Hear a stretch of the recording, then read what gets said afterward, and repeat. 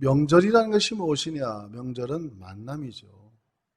부모님이 살아계시면 부모님 중심으로 다 친지들, 식구들 만나서 서로 아름다운 사랑을 나누는 것이 명절입니다. 그러나 이 명절이 잘 되기 위해서는 상당히 지혜가 필요한 것이죠. 우리 그리스도인들은 하나님께 나와서 예배를 드릴 뿐만 아니라 또 늘 성경을 배우니까 안 믿는 사람보다는 상당히 지혜로워야 됩니다.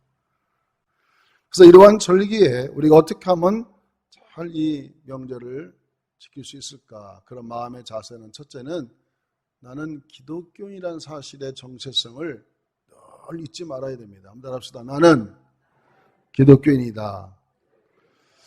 여러분, 우리가 보통 사람들이 아니에요. 교회에 대한 사회가 기대가 많습니다. 우리나라는 130년의 기독교 역사가 있지만 거의 사회를 인도하고 지도해 왔습니다. 근자에 워낙 교회들이 많고 크다 보니까 지탄받는 교회들도 있지만 지금도 이 사회를 이끌어가는 것은 교회의 역할이 큰 것입니다. 교회는 특별한 곳이죠. 하나님의 신령한 영이 거주하는 이 성전이기 때문에 하나님께서 우리를 어떻게 보고 있느냐? 여러분, 하나님 우리를 베드로전서 2장 9절에 이렇게 보고 있습니다. 베드로전서 2장 9절을 같이 한번 읽어봅니다. 그러나 너희는 택하신 족속이요 왕같은 제사장들이요 거룩한 나라요 그의 소유가 내 백성이니 이는 너희를 어두운 데서 불러내어 그의 귀한 빛에 들어가게 하신 이에 아름다운 덕을 선포하게 하리 하심이라. 여러분, 저와 여러분이 보통 신분이 아닙니다. 이 우주 만물을 창조하시고 전능하신 여호와, 홍해를 가르시고 요단강을 가르시고 땅을 갈르시는 이 어마어마한 조물주 하나님의 특별한 자녀로 한 사람 한 사람 이름을 불러가면서 우리를 하나님이 택하셨다 그랬어요. 우리는 택함 받은 백성이고 왕같은 영성을 주어서 믿지 않는 자들에게 제사장의 역할을 잘 감당하고 있고 하나님께서 우리를 소유하셨다고 그래서 우리를 거룩하게 성별하여 하나님의 소유물이 됐다. 한번 합시다. 우리는 하나님의 소유물이다. 그래서 우리가 가는 곳마다 사람들은 기대해요. 저 사람 예수 믿지? 교회에서 목사님이래, 장로님이래, 권사님이래, 안수 집사님이래, 집사님이래, 또 성가대원이래. 다 나름대로 알고 있습니다만 안 해도. 그러면 난 나름대로 기대치가 있는데 그 기대치에 부응하도록 우리는 잘 응해줘야겠죠. 그래야 우리를 통해서 하나님의 영광을 거두실 줄로 믿습니다. 추석이라는 것은 한가운데라는 뜻이에요. 한가위, 가운데라는 뜻이죠. 8월의 한가운데. 우리 선조들은 이때에 두 가지를 주로 했습니다. 첫째는 이렇게 풍성한 추수하도록 모든 환경을 조성해주고 복을 주신 것이 우리 조상들의 신이다. 이렇게 생각을 했어요. 그리고 또 한 가지는 그렇게 축복 준 음식을 같이 나눠 먹는 이러한 우리나라의 이런 추석은 꼭 기독교적으로 말하면 땡스기빙 같이 추수감사절이라고 말할 수 있죠.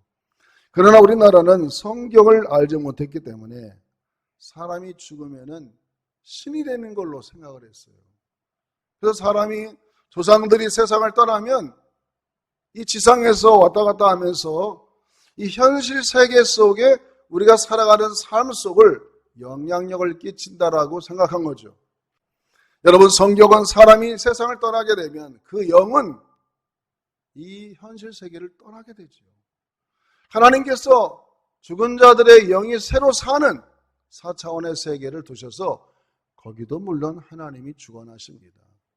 여러분, 우리 조상들이 이 세상을 떠나게 되면 그 영은 4차원의 세계 속에 그 영적인 세계에 하나님이 주관하고 계시고 우리가 살아가는 이 현실 세계에 어떠한 영향을 끼치지도 못합니다. 그것이 성경에서 말하는 그러한 영적인 세계예요.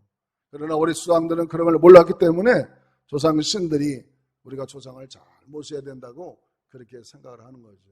그러나 우리 믿는 사람들은 그런 것이 잘못됐다는 걸 알기 때문에 안 믿는 사람들에게 때가 있고 기회가 되면 잘 가르쳐주고 이렇게 아름다운 세상의 풍성한 곡식과 아름다운 대한민국을 만들어준 것이 다 하나님의 은혜인 것을 믿으시기를 축원합니다.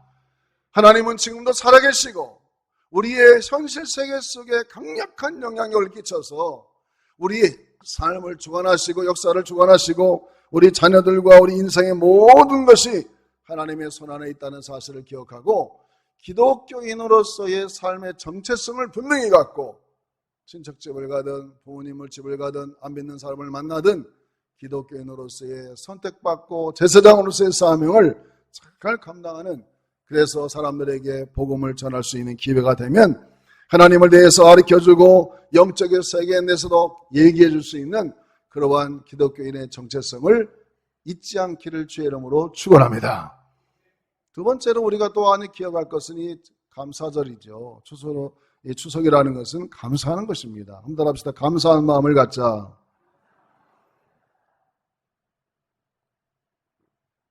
감사한 마음이라는 것은 하나님께 감사하는 것이죠. 우리 조상들은 조상신에게 감사했지만 우리의 삶을 주관하시고 모든 걸 인도하는 것은 우리 하나님이란 사실을 기억하고 풍년을 주시고 이 태풍 가운데도 지켜주신 하나님께 감사합니다. 어제가 얼마나 강한 태풍이 온다고 방송에서 그래서 우리나라가 다 긴장을 했어요.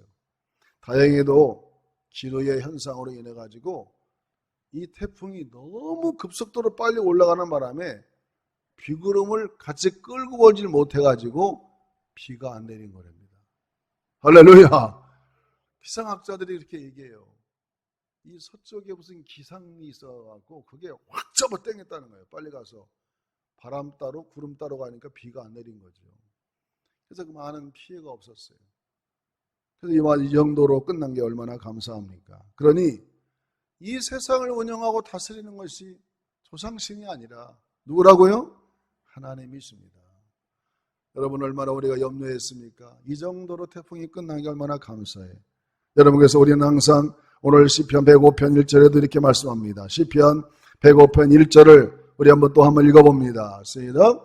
여호와께 감사하고 그의 이름을 불러하려며 그가 하는 일을 만민중에 알게 할지어다. 여러분, 사람은 일생을 살아가면서 선택입니다. 세상을 바라볼 때 원망, 불평만 평생 할 수 있어요. 원망하자면 세상살이가 끝도 없습니다. 모든 게 다 원망이에요. 그러나 우리가 또 생각을 바꿔서 감사의 조건을 가지고 감사하기 시작하면 끝없는 감사를 들 수가 있는 것이죠. 사람은 어떤 생각을 가지고 어떻게 살아가느냐에 따라서 그 사람의 인생의 격과 질이 달라지는 것이죠. 그래서 우리는 모든 것에 가능하면 감사하시기를 주의 이름으로 축원합니다. 하나님께서 말씀했습니다. 범사에 감사하고 항상 기뻐하고 쉬지 말고 기도하라고 말씀했는데 어떤 일에도 우리는 감사의 제목을 찾아서 감사하는 방향으로 우리가 생각을 해야 됩니다. 어떤 에세이 글에 이런 글이 쓰여져 있었어요. 여러분 아침에 일어났을 때 당신의 몸에 건강한 몸을 가졌다면은 오늘 밤 안으로 돌아가실 수백만 명들에 비하면 그게 감사의 조건이라는 거예요. 하루에도 우리나라에도 얼마나 많은 사람이 세상을 떠나가고 있습니까? 이 전 우주를, 지구를 생각한다면 아마 수백만 명이 오늘 밤 세상을 떠나게 될 겁니다. 그러나 우리는 아침에 일어나서 건강한 모습으로 오늘은 3부 예배 가야지, 11시 예배. 그래서 샤워를 하고 잘 치장을 하고 옷도 딱 입고 이렇게 오셨으니까 여러분 감사하죠? 얼마나 감사해요. 건강한 모습으로 이 3부 예배에 오셔서 이렇게 하나님께 예배 드린다는 게 너무나 감사합니다. 또 이렇게 쓰여져 있었습니다. 만일 당신이 한 번도 전쟁의 위험이나 수용소의 외로움이나 고문의 고통이나 굶주림의 쓰라림을 경험하지 못했다면 이 세상의 5억의 사람들보다도 행운하다 이거예요. 이 세상의 5억 이상 사람들은 늘 전쟁의 위험 속에 살아갑니다. 여러분, 시리아는 지금 10년 동안 내전이 있어가지고 여러분, 시리아 어린이들이 바닷가에 빠져 죽어서 그 시신이 모래바닥에 있는 것이 세계적으로 토픽이 돼가지고 얼마나 사람들의 마음이 아파합니까? 지중해 연안을 죽음을 각오하고 북아프리카 사람들이 막 떠밀려옵니다. 여러분, 그것 때문에 큰 문제가 되잖아요. 5억이나 되는 사람들이 이렇게 날마다 전쟁의 위험 속에 살아가는데 우리는 그런 위험을 담당하고 이렇게 살아가는 것이 정말 감사하다. 만일 당신의 냉장고 안에 음식이 있고 당신의 몸에 옷이 걸쳐져 있다면 여러분은 세계 인구의 75% 사람보다 더 잘 산다는 걸 인정하라는 거예요. 우리가 40, 50년 전만 해도 냉장고가 어디 있어요? 여름에 시원한 물에다가 웅덩이에다가 수박 새끼꼴 달아다가 시원하게 해서 잘라 먹었지. 냉장고 어디 있었습니까? 있어봐야 아이스박스에다 얼음 넣는 게 최고였죠. 근데 지금은 냉장고 하나에다가 김치 냉장고도 있어야 돼. 요즘엔 김치 냉장고 무거워서 꺼내기 힘들다고 서 있는 김치 냉장고가 또 유행이죠. 서 있는 김치 냉장고. 그것도 모자라서 이제는 스페어 또 냉장고 하나 또 있어요. 최소한 2-3개씩은 다 냉장고에 있고 또 여러분 얼마나 편리한 사회입니까? 아마 제가 여러분의 집들을 다 한번 조사해보면 냉장고 2-3개는 다 있을 거예요. 그러니 여러분은 세계 인구의 75%는 그렇게 못 산다는 거예요. 거기에 속해 있으니 한번 따라합시다. 하나님 감사합니다. 감사하세요 정말? 그리고 통장이나 지갑에 돈이 있다거나 집에 어딘가에 작은 그릇에 동전들이 있다면 당신은 이 세상의 8%에 속한 사람이라는 거예요. 은행 통장에 돈이 어느 정도 있고 지갑에 돈이 있다면 이 세상 사람 중에 8% 안에 든다는 거죠. 여러분 대한민국 사람들 다 들어갈 것입니다. 우리는요 가난하지 않습니다. 항상 우리는 나는 부자다. 우리는 정말 이 세상 70억 인구를 따져보면 여기 앉아 계신 분들은 다 부자입니다. 인정하시기를 축원합니다. 저를 한번 따라서 나는 진짜 부자다. 부자죠? 아이 목사님 나는 가난한데 그 생각이 가난한 거예요 벌써. 부자라니까 진짜로 절대 가치로 따져볼 때. 그래서 우리는 이러한 항상 긍정적인 생각 이런 생각을 갖고 살아야 하나님도 그런 사람에게 더 복을 주시는 거예요. 여러분 사람이 감사하기가 얼마나 힘드냐면은 어떤 두 사람이 여름날 너무 더운 날 땀을 뻘뻘 흘려가면서 들밭을 걷고 있었는데 어떻게 보니까 오리나무 한 무그루가 있어가지고 야, 저 그늘 밑에 가서 좀 쉬자 그래서 그 그늘 밑에 가서 앉아 있으니까 오리나무 잎이 넓거든요. 아주 바람이 불면서 땀을 식히고 있었어요. 두 사람의 대화가 어떤 대화냐? 뭐 얘기거리가 없으니까 오리나무에 대해서 얘기하는 야, 이 오리나무는 참 쓸모없는 나무야. 뭐 집을 짓는 제목도 안 되고 악기를 깎아서 만드는 그런 나무도 못 되고 아니 그 자기들이 지금 뭐 하고 있지 그 사람들이요? 나무 밑에서 뭐 하고 있어요? 햇빛을 피하고 쉼을 얻는데 그 고마움은 싹 하나 얘기 안 하고 이 나무만 비판하고 있는 거예요. 사람이라는 게 이렇게 사람이 감사하기 어렵다는 거죠. 사람은 원래 태어날 때부터 성악설 아주 악하게 태어나기 때문에 죄 갖고 태어나기 때문에 훈련되지 않고 열심히 도를 닦지 않으면요 감사라는 단어를 쓸 수가 없는 것입니다. 그냥 입만 열면은 불평하는 거예요. 누구 비판하고 그건 너무나 잘 보이니까. 그러나 감사합니다 말하는 사람은요 상당히 경건의 훈련을 받고 신앙의 깊이가 있어야만이 그래도 감사합니다 그런 말을 하는 겁니다.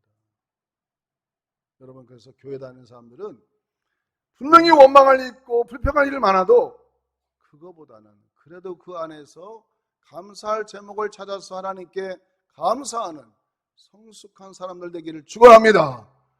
그래서 우리는 이 감사를 평생 선택해 살아가야 됩니다. 그런 사람에게 하나님께서 더 많은 복을 주시는 것입니다. 여러분 예레미야 50장이라든지 다니엘서 보면은 사람이 교만하면 얼마나 하나님이 싫어하고 나쁘게 버리시느냐. 바벨론 왕 느부갓네살 왕 얘기가 나오는데 이 느부갓네살 왕 이야기는 너무나도 좀 특이한 사건이 하나 있어요. 하나님께서 이스라엘 민족을 치기 위해서 남유다가 너무나 우상 숭배가 강하고 그날을 한번 시험과 환난을 주기 위해서 느부갓네살 왕을 통해서 바벨론 왕국을 엄청나게 키워줬어요. 그게 하나님이 이렇게 만든 거거든요. 그런데 이 느부갓네살 왕이 착각했어요. 나라가 이렇게 크고 내가 번성하는 거는 내가 잘나서 이렇게 된 거야. 이렇게 생각하니까 하나님이 느부갓네살 왕의 혼을 빼버렸어요. 사람의 혼을 빼버리면 어떻게 됩니까? 사람이 혼을 빼버리니까 짐승이 돼가지고 네 발로 걸고 온몸에 털이 다 나서 짐승이 돼서 그 황제가 풀을 뜯어먹고 7년 동안 살았어요. 그래서 바벨론 왕궁에서 후궁을 만들어 놔가지고 이 왕을 어떻게 죽일 수도 없고 짐승같이 풀을 뜯어 7년을 살다가 하나님이 샘플을 7년 후에 다시 사람의 생각을 집어넣으니까 온전한 사람이 돼가지고 또 왕이 됐어요. 그리고 얼마 후에 그 아들 때에 교만하니까 그 왕국을 메대와 파사를 통하여 하루아침에 망하게 만들어버렸어요. 따라합시다. 감사를 모르면 느부갓네살 왕처럼 된다. 저는 그래서 기도할 때 얼마나 하나님께 날마다 지혜를 구하는지 모르겠어요. 느부갓네살 왕의 사건을 읽은 이후부터 너무 충격했어. 어떻게 사람이 이렇게 변할 수가 있을까? 하나님은 대단하시다. 우리가 사람으로서 이렇게 온정신을 가지고 살아가는 자체가 하나님의 은혜인 줄로 믿습니다. 우리 사람에서 혼을 뽑아버리면 짐승이 돼버리는 거예요. 풀을 뜯어먹고 사는 사람이 된다니까요. 그래서 하나님께 날마다 지혜를 구하고, 하나님 나는 부족합니다. 나는 지혜가 연약합니다. 하나님 나에게 지혜를 주시고 이 세상을 살아갈 수 있는 하나님의 은혜를 부어달라고 날마다 기도하는 저와 여러분 되기를 주의 이름으로 축원합니다. 그렇게 해서 감사하게 살면 하나님은 능히 이 세상을 이길 수 있는 지혜와 능력을 허락해 주실 줄로 믿습니다. 마지막 세 번째로 이 추석을 어떻게 하면 잘 맞이하고 승리할 수 있을까? 여러분 기쁨을 나누려는 마음을 가져야 됩니다. 한번 따라합시다. 기쁨을 나누는 자가 되자. 오늘 시편 105편 3절에 보니까 이렇게 말씀하십니다. 시편 105편 3절 말씀. 그의 거룩한 이름을 자랑하라. 여호와를 구하는 자들은 마음이 즐거울지로다. 따라합시다. 여호와를 구하는 자들은 마음이 즐거워진다. 여러분 명절은 즐거운 날이에요. 기쁨을 주는 날이 되어야 됩니다. 내가 어머니 집을 가든 부모님 집을 가든 친척 집을 가든 누구를 만나도 사람들에게 기쁨의 근원이 되고 희락이 되고 축복이 돼야지. 나 때문에 그 집안이 분위기가 썰렁해지면 좋은 게 아니죠. 오히려 분위기를 업시킬 수 있는 그런 기쁨의 사람이 되기 위해서는 상당히 지혜가 필요한 것이죠. 작은 선물 같은 것도 준비해서 사람들의 마음을 감동을 시키고 어떻게 해서든지 좋은 언어를 써서 그 사람들에게 은혜를 끼치는 그런 사람이 될 때 참 저 사람 참 우리 저 사람 참 우리 집 잘 들어왔구나. 참 훌륭한 사람이구나. 그렇게 얘기할 수 있죠. 아마 여기에도 우리 참여했는지 모르는데 우리 한 집사님 젊은 신혼부부가 얼마 전에도 아이고 목사님 나는 명절만 되면은 한 2주 전부터 막 그냥 몸이 아파온다는 거예요. 왜? 그 밑에 시댁에 가서 일할 생각하면 너무 마음이 무겁다는 거예요. 왜? 안 믿는 집안들은 일할 게 많잖아요. 제사를 준비해야 되니까. 제가 기도도 해준 적도 있습니다. 그런 것이 한두 번이 아닙니다, 여러분. 어떤 교회에 여자 집사님이 있었다고 합니다. 이 집사님도 신앙생활을 하는데 믿지 않는 집으로 시집을 갔어요. 신앙을 가진 것이 원인이 돼가지고 시어머니에게 얼마나 미움을 받는지 몰라요. 예수 믿는다는 이유 때문에 뭐 제사 때도 물론 절도 안 했겠죠. 그러니까 더 미워하고. 그래서 이 집사님이 명절만 되면은 교회 가가지고 막 작정 기도를 하는 거예요. 하나님 너무 괴롭습니다. 시댁에 가는 것이 정말 죽기보다 싫습니다. 어찌하면 좋습니까? 그렇게 막 기도를 하는데 하나님이 이렇게 음성을 들려주더래요. 마음으로. 너만 괴로운 것이 아니다. 너의 시댁을 사로잡고 있는 마귀도 너 때문에 괴로워. 이렇게 하나님의 음성이 들려왔어요. 한번 따라합시다. 너만 괴로운 것이 아니라 너의 시댁을 사로잡고 있는 마귀도 너 때문에 괴롭다. 그렇게 얘기를 선고하니까 이게 영적인 전쟁이구나. 이게 영적인 전쟁이구나. 왜 내가 이렇게 스트레스가 심하고 사람들이 나를 싫어하는가 했더니 이놈은 마귀 놈들이 우리 시댁을 꽉 잡아가지고 나 예수 믿는다고 그렇게 싫어하니까 이 마귀가 하는 짓들이구나. 그래서 그때부터 아주 정신을 바짝 차려가지고 더 열심히 기도하고는 시댁에 가서 문지방을 넘자마자 뭐라고 외치냐면 마귀야! 괴롭지? 내가 또 왔다. 너 한번 당해봐. 이렇게 하면서 막 자신만만하게 영적 전쟁을 선포하는 거예요. 한번 따라합시다. 마귀야, 괴롭지? 내가 또 왔다. 너도 한번 당해봐라. 그리고는 막 열심히 요리도 하고 웃어가면서 이기게 되니까 완전 전사예요, 전사. 부모님도 해도 잘하고 열심히 일하니까 아니 말이야, 우리 며느리가 저 태도가 달라지는 거야. 왜 저렇게 됐을까? 모르지, 그 사람이야. 이게 영적 전쟁이구나. 이 집안을 꽉 잡고 있는 악한 마귀가 집안 전체의 분위기를 잡아가니까 예수 믿는 나를 핍박했는데 영적 전쟁의 투사로서 그 집안에 가서 하나님 앞에 기도하고 더 열심히 봉사하고 그걸 극복하고 이기고 그리고 나중에는 다 예수 믿게 해서 잘 먹고 잘 살았다는 거예요. 얼마나 중요한 얘기입니까? 우리가 어떤 명절을 만나면 꼭 사람과 사람만 만난다고 생각하는데 절대 그렇지 않습니다. 이 세계는 보이는 것만이 다가 아니에요. 보이는 건 빙산의 일각입니다. 보이지 않은 영적인 세계가 얼마나 강하게 역사하는지 모릅니다. 그래서 우리는 하나님 앞에 마음을 지켜서 기도해야 될 줄로 믿습니다.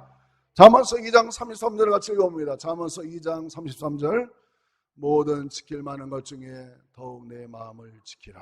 생명의 근원이 이에서 남이라. 우리가 우리 마음을 잘 잡아야 돼. 항상 긍정적인 마음. 그래, 명절아 와라. 내가 이번 명절에는 정말 빛이 되고 소금이 되고 모든 사람들에게 기쁨을 주는 자가 되겠다. 그런 마음을 먹어야 되고 잠언서 12장 14절을 같이 읽어봅니다. 잠언서 12장 14절 사람은 입의 열매로 말미암아 복록에 족하며 그 손이 행하는 대로 자기가 받느니라.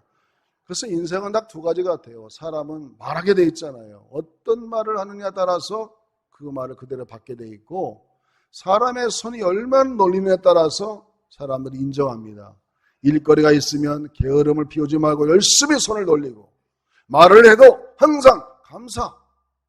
원망하다면 끝도 없이 원망해. 그러면 그 나중에 싸움이 되는 거예요.